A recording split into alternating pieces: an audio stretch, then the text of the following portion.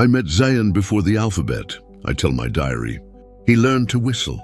I pretended I could. He used to throw pebbles at my window. I used to race him to the shop. We traded notes, sandwiches, and oaths we thought were law. Today I almost said it, I write. Almost. My phone buzzes with his name. Meet at the ground? He texts. Give me 20, I send. At the school field, he grins. You're late, Captain. I resigned, I say. Paperwork, he drops beside me. You look tired. I'm writing too much. Scholarship stuff? Something like that. I don't say diary. Race after. He asks. After what? After I tell you something. Tell me. Haya's back tomorrow, right? How do you remember my family calendar? You tell me everything. Also, neighborhood gossip. My city is a group chat. We'll take her for fries, he says. She used to steal mine. She upgraded to taxes. We'll arm wrestle for the bill. Silence stretches. Zayan, yeah. If I tell you something, don't joke. Okay, the sound dies. Never mind. You don't have to be brave on schedule. I put it in a diary, I whisper. I'll race you to the kiosk, he says. Winner avoids feelings 10 minutes. Deal, I say and run. Later I write, he bumped my shoulder. Every atom protested. The door bursts open. Guess who? Haya sings, tossing a suitcase. You were due tomorrow. Surprise, she beams. Miss me or my shoes? Your shoes owe me rent, she hugs me. I missed you, Iman. You look taller. I look confident. Same thing, she taps my diary. Still writing novels about feelings. Still stealing my clothes? Only the dramatic ones. She kicks off heels. Updates. Do we hate anyone? Love anyone? Plot anything? Finals, I say. No enemies, no weddings, no plots. Liar, she sings. Your eyes do that cake or crush flicker. My eyes are innocent. Is it Zion? Why would you say that? Because you say his name like it's yours, she says. Also, he texted me, welcome back, Menace. He did. I sit. He remembers you? He remembers any rival, she says. Relax. He wants fries tomorrow. Perfect, she chirps. I need a tour guide who's fun. I'm fun. You're responsible. Different species. Do you ever want to stop being careful? She asks. Always, I say. Then I blink and continue. Tell me one reckless thing. I want to tell someone something. Zion, she says softer. I nod. I'm terrified. Say it to me first. I love him, I say. Like home that grew up with me. There it is, she smiles. You didn't die? Ask me again after tomorrow. We meet him at the corner that smells like rain and oil. He waves bags. Welcome home, Haya. I accept your tribute, she bows. You used to steal my fries, he says. I upgraded to taxes. 10% per smile. Amen help, he says. Your sister is a robber baron. Pay dues, I say. Or she'll nationalize ketchup. We walk to the park. Any scandals while I was away? Haya asks. Define scandal, he says. Rain confessions. Secret bands, tattoos, he glances at me. Nothing cinematic. We're anti-drama, I say. I'm a festival, she counters. We eat on the steps. He passes me the last fry. It tastes like a vow. College applications. Haya asks. Applied. Waiting, he says. Iman can pick anywhere. Don't deflect. What do you want? A place where mornings are slow, he says. Work honest. Life like a deep breath. Poetic, I say. You taught me, he answers. I need ice cream, Haya declares. I'll get it, he says. Vanilla, strawberry, and whatever responsibility tastes like. Chocolate, I say. He jogs off. Haya leans in. Tell him! Not in front of a cart, then after. Before fate trips you, he returns with cups. Truce. No wars, I say. Just treaties. We eat. On the walk back, he slows. Yesterday you wanted to say something. I did. And today, I still do. I should say something too, he says. Say it, he laughs. Ridiculous. We're ridiculous. Okay, a dog sprints from nowhere, mud-splashed, ramming Haya. She shrieks, then laughs. Emergency, she says. We must adopt him. We must return him, I say. I'll take statements, he says. Do you confess to stealing hearts, Haya? Daily, she says. But tonight I'm a witness. My sister has something to confess. Haya, he looks at me. Do you? Can we walk the long way? He nods. Haya drifts ahead. I keep a diary, I say. I put important things there. Like what? How the field remembers our races. How your laugh feels like summer. How I stop. I'm scared. Me too, he says. Of what? Changing the only thing that's always been true. Us. We could change carefully. He smiles. That your version of reckless? It's what I have. Then say it slowly. I love you, I whisper. I have for years. His silence fills with heartbeat. He exhales. I thought if I said it, I'd lose you. You won't, I say. Unless you run. I don't run anymore, he says. I just chase better things. Like what? You, he says. If you'll let me, finally. Haya whoops from down the block. I laugh through tears. She's unbearable. She's family, he says, brushing my knuckles. Maybe I am too, if you want. I want, I say, and close my diary on the word. Haya jogs back. Ground rule 1, she says. No pretending nothing happened. Ground rule 2, I say. No speeches at breakfast. Ground rule 3, Zion adds. We still race. Loser pays. Deal, Haya says. But I'm entering, and I cheat. You always cheat, I laugh. Only to help the story, she winks. I'm moving into your closet. My closet is not international territory, I protest. It is now, she says. Also, Iman, wear the blue dress. Why? I ask. Because confession looks better in blue, she says, and I agree. I stared at my phone when his text lit up, Zayan. Dinner tomorrow. Just us, 7 p.m., my chest burned. Just us. Maybe, finally, he'd say it. At the restaurant, golden lights glowed on polished wood. I smoothed my dress, forcing my hands not to tremble. Iman, he said, standing when I arrived. His smile was warm, familiar. You look different, I whispered. Good different. The best kind, he chuckled, then gestured to the table. My heart tumbled when I saw her already sitting there. Haya. I blinked. She waved, radiant. Surprise. Zion pulled out my chair. I wanted both of you here. My pulse faltered. Both? He sat down, his face earnest. I've been waiting for the right time. Tonight felt right. What time? I asked, throat dry. The time to tell you... He looked at Haya, not me. That I want to marry her. The word split me, marry her. Haya's eyes widened. Zion, I know it's sudden, he said quickly. But you've always been part of Iman's life. I thought, what better way than to tell her first? I forced my lips into a smile. You want to marry Haya? He nodded. Yes, she's everything I dreamed of. Every word stabbed. But my voice, traitorous, said softly, I'm happy for you. You are. His face brightened. Of course, I lied. She's my sister. And you're my best friend. Haya touched my hand under the table. Iman, I pulled back gently. This is wonderful news. Zayan leaned closer. It means everything that you're supporting us. Always, I whispered. You both deserve happiness. The waiter came, rattling off specials. My fork shook when I lifted it, but I hid behind a sip of water. So, Zayan said, we're thinking of a small engagement first. Then, big wedding?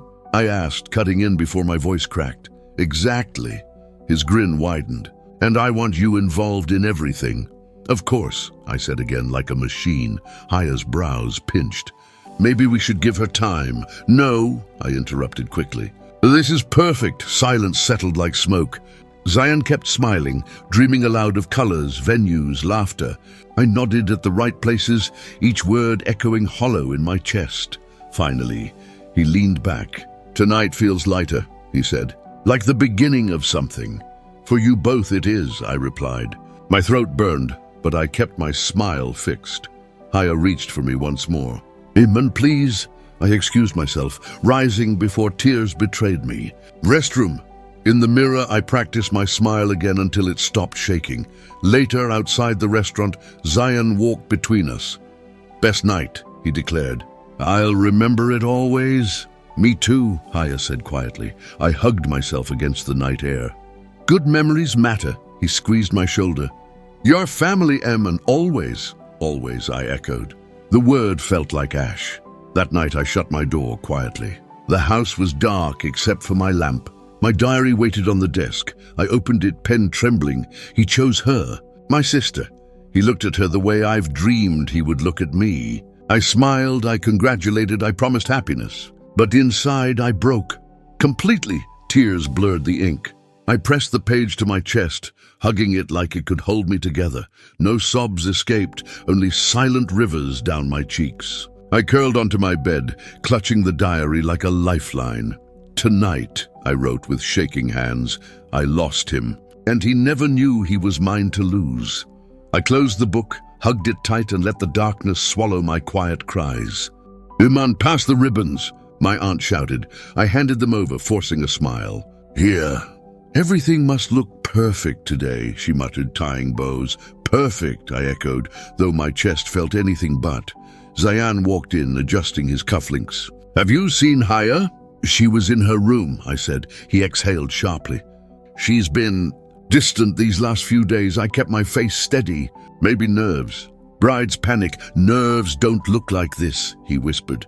Before I could answer, my mother called, "Ammon, fix the garlands." I nodded and moved, pretending busy hands meant peace. Later, I knocked on Haya's door. "Open up, makeup artist waiting." "Silence, Haya." I turned the handle. Empty, the bed neatly made. Her dress still hanging. My pulse raced. No, I ran downstairs. "She's not there." "What do you mean?"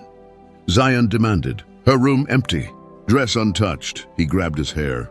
"She wouldn't..." My father's voice cracked. "Check everywhere." We scattered like smoke through the house. I searched corners, garden, terrace, nothing. When I returned, Zion was pacing. "She's gone." "She could still come back," I said, though even I didn't believe it. "Gone," he repeated, eyes burning. "On our wedding day," relatives whispered in corners. "Shameful. Unbelievable." "Where did she go?" Their words swirled, knives in the air. My mother gripped my wrist. "Say something, Iman. You're closest to her." "I don't know," I whispered. "She never told me."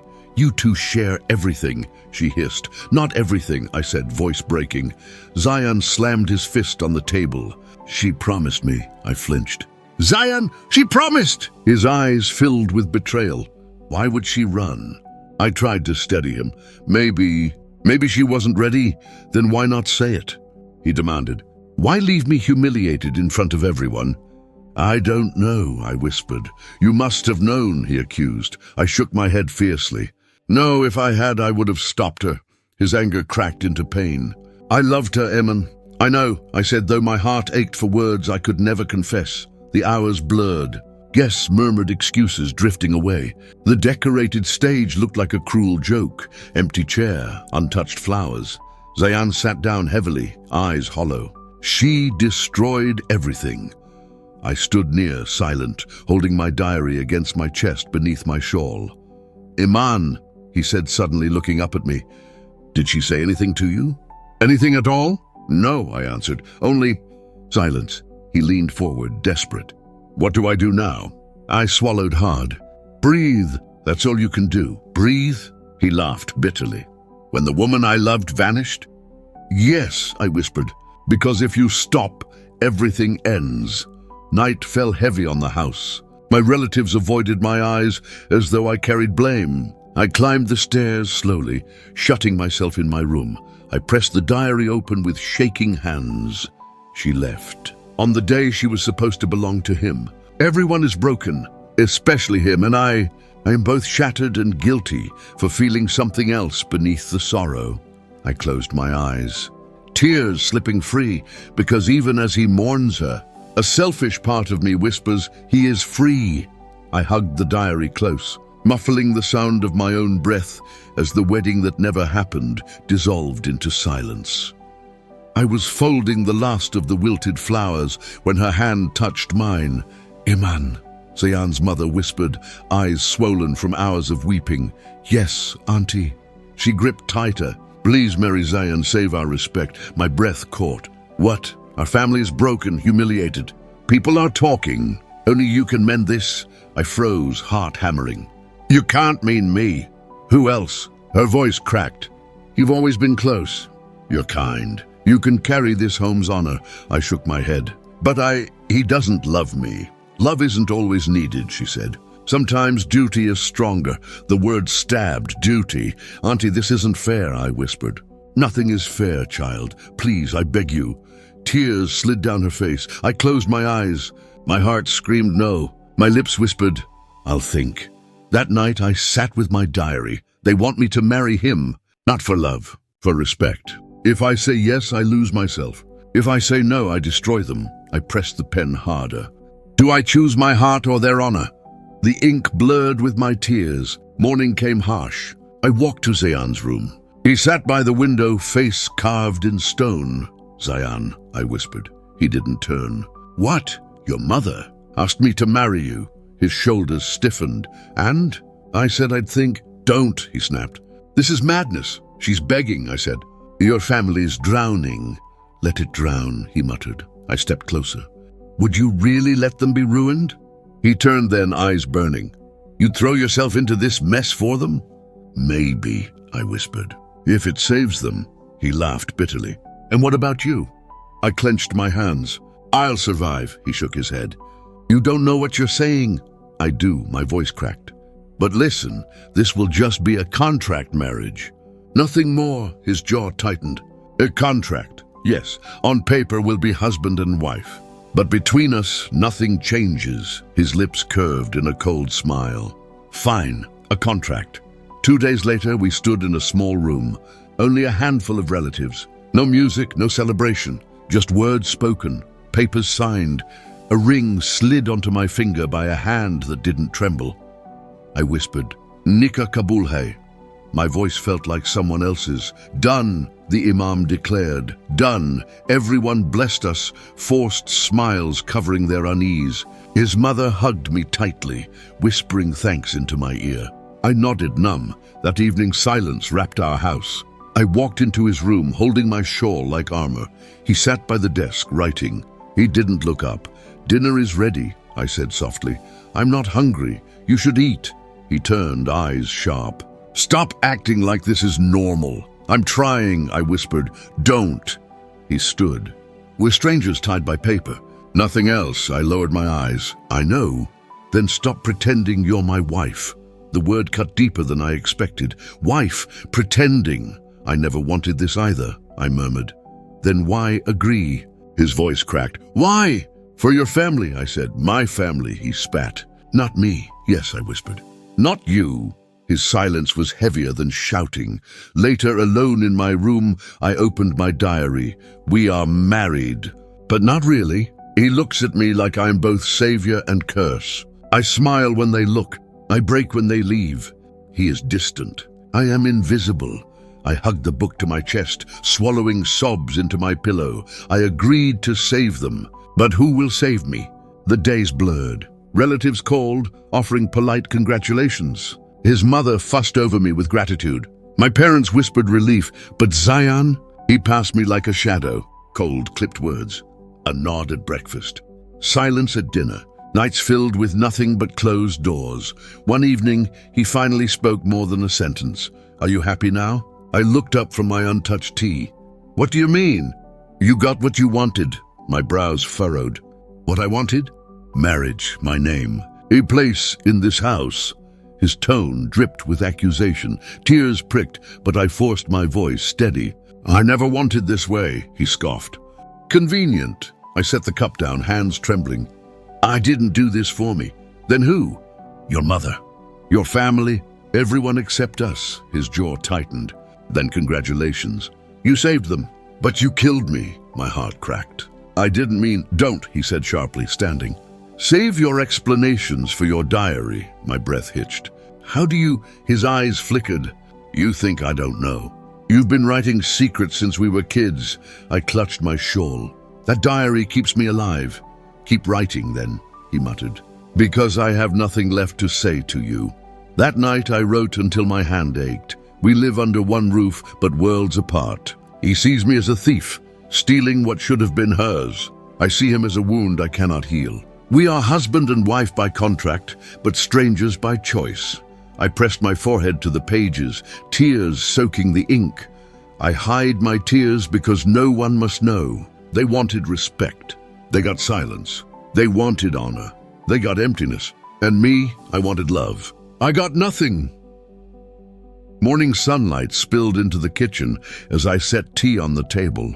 His mother smiled faintly. You wake earlier than anyone, she said. It keeps the house warm, I replied. Zayan walked in, silent as always, grabbing a cup. He didn't thank me. He never did. Yet I poured for him anyway. Days blurred into routines. I cleaned, cooked, listened. I laughed with relatives when they visited. I hid the emptiness that followed me to my room each night. But sometimes I caught his gaze lingering. Not soft, not warm, confused. As if he didn't understand why I kept trying. One evening he spoke while I folded clothes. "Why do you do all this?" he asked suddenly. I looked up. "Do what?" "Act like this house is yours. Like you owe everyone happiness." "Because I do," I said quietly. He frowned. "But you don't owe me." I smiled faintly. "Maybe I want to." He turned away, muttering, "You're impossible." Later that night, I left my diary on the desk by mistake. My hands were tired. I forgot to hide it under my pillow. When I returned from the hallway, the room was too quiet. Zayan sat at the desk, the diary open in his hands. My heart dropped. "What are you doing?" His eyes lifted, startled, guilty. I shouldn't have. Give it back." I rushed forward, snatching at the pages, but he held them just out of reach. "I didn't mean to read much," he stammered. "Just a line. Then another. And then, Zayan, please," I begged. My voice cracked. He swallowed hard. "You wrote about me." My body froze. "I write about many things. Not like this," he said softly. His voice shook. "You loved me. All this time," tears burned my eyes. "That was never meant for you." "I know," he whispered. "But I read it. Every word. How you hid your feelings. How you watched me choose someone else. How you broke and still smiled." "Stop," I said, covering my face. He lowered the book onto the desk gently. "You were the one who loved me all along. I couldn't breathe." "And now? Does it matter?" "The contract," he interrupted, stepping closer. "It matters because I was blind. I kept chasing what was never real, while the real thing was standing right in front of me." I shook my head. "Don't say this out of pity. It's not pity," he said firmly. "It's guilt. And it's truth." I lowered my hands slowly, meeting his eyes. They weren't cold anymore. They carried shame, regret, and something else. "You hate me," I whispered. "No," he said. "I hate myself for not seeing you, for hurting you, for making you hide tears in silence while pretending strength." My lips trembled. "I cried because you never looked at me the way I looked at you." He stepped closer still. "Look at me now." I did. And for the first time, his gaze didn't cut. It healed. My tears spilled, but this time they felt different. He reached out, hesitating. "I don't deserve forgiveness, but if you'll allow it, I want to start over." My breath hitched. "You mean..." I want this marriage," he said. "Not as a contract, not as duty, as us." I shook with sobs I couldn't control. "You can't know what this means to me." He touched my hand gently. "I think I do. Because I finally feel it too." I covered my face again, laughing through tears. "I'm crying again." "Then cry," he whispered. "But not from pain," and I did. Not because I was broken, but because, finally, I was loved. Later, alone with my diary, I wrote one last line before closing it forever. "Today, the man I loved all along finally saw me." And I cried not because I lost him, but because at last I had him.